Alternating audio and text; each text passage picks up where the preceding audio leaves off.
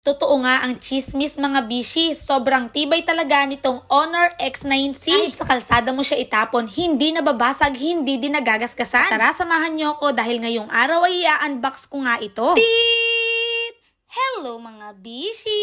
Ngayong araw nga ay dumating na itong aking matagal nang hinihintay, ang Honor X9C 5G. Alam niyo ba mga bishi, na simula nung nagkanak ako, taon-taon nagpapalit talaga ako ng cellphone dahil palagi itong nababasag. Hindi kasi maiwasan na kapag umaalis kami ng bahay ni Sayon o ni Sia, dapat talaga gumagamit sila ng cellphone para sila ay tumahimik sa isang tabi. Ang tendency, hindi nila sinasadya na huhulog yung cellphone, kaya naman ito ay nababasag. Pero ngayon mga bishi, dumating na nga itong cellphone na aking hinanap-hanap. Sobrang dami ko nang napapanood tungkol sa pag-review ng cellphone na ito na kahit itapon-tapon mo, pakuluan mo ng mainit na tubig, ay hindi nasisira. December pa lang, pinaplano na nga namin ng aking friend na si Michael na bumili ng ganitong cellphone. Pero ang sabi ko sa kanya, wala akong pera. Ang gusto at pangarap ko kasi talagang cellphone ay yung iPhone 16 Pro Max. Pero bishi, mas lalong wala akong pambili nun kasi sobrang mahal. Magtitipid naman sana ako, kaya siguro. Pero kapag naiisip ko yung presyo, Diyos mio Marimar, para akong mahihimatay. Kasi imaginein mo ha, 90,000 to 100,000 yung presyo. Hindi ko kaya, bishi. Sakto, lumabas nga ang Honor X9C 5G at sobrang daming influencer na nag-review na sobrang tibay nito, maganda din yung camera. Kaya naman para masigurado ko, eto nga pina-order ko sa aking friend na si Michael. Kaya naman thank you so much friend, kung hindi dahil sa'yo wala akong cellphone ngayon. Charis.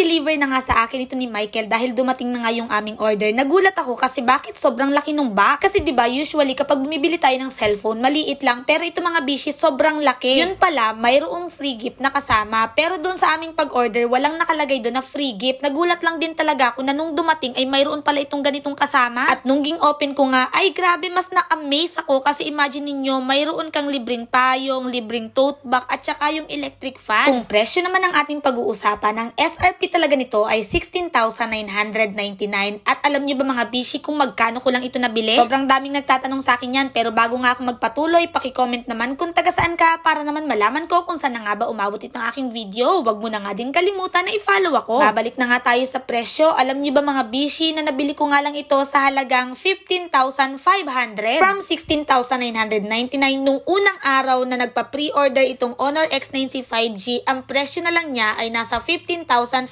Medyo may kamahalan, pero anong magagawa ko? Kailangan ko ng sobrang tibay na cellphone para hindi na ako paulit-ulit ng bili. Sabi ko nga sa aking friends, sa mga susunod na araw, tuyo-tuyo na lang muna ang aking magiging ulam.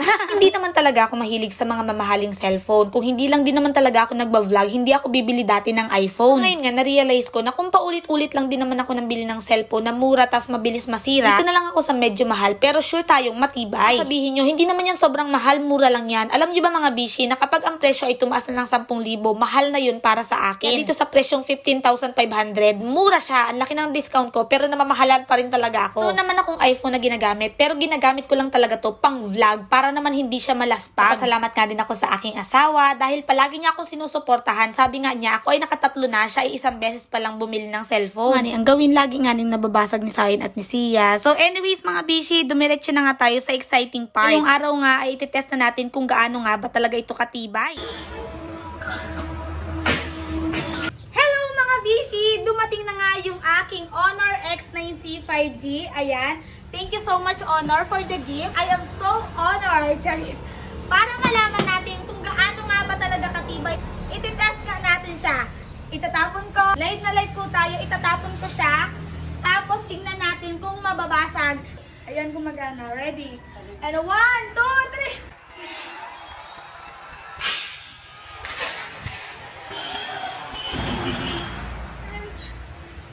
Ayan, gumagana pa naman siya.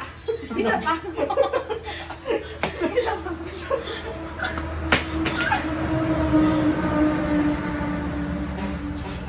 Alam mo, friend, nanginginig yung kamay ko, pero buhay pa siya. Gumagana pa. Isa pa.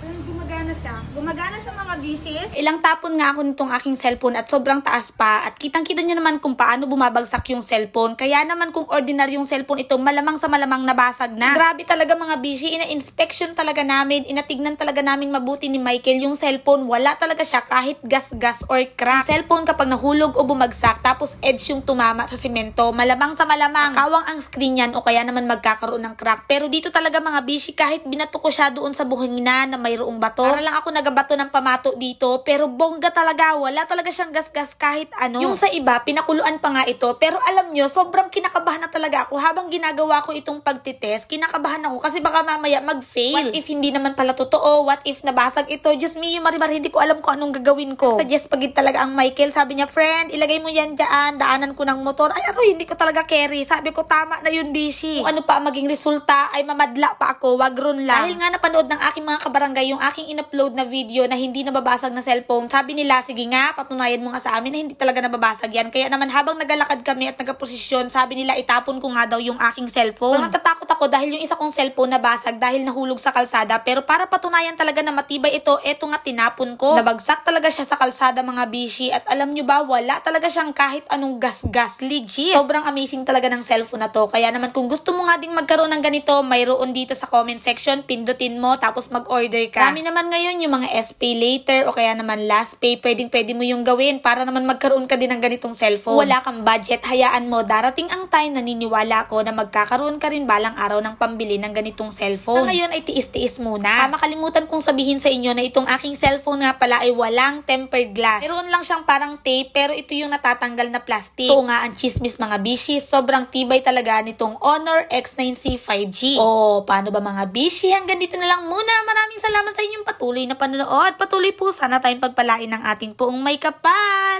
Paalam!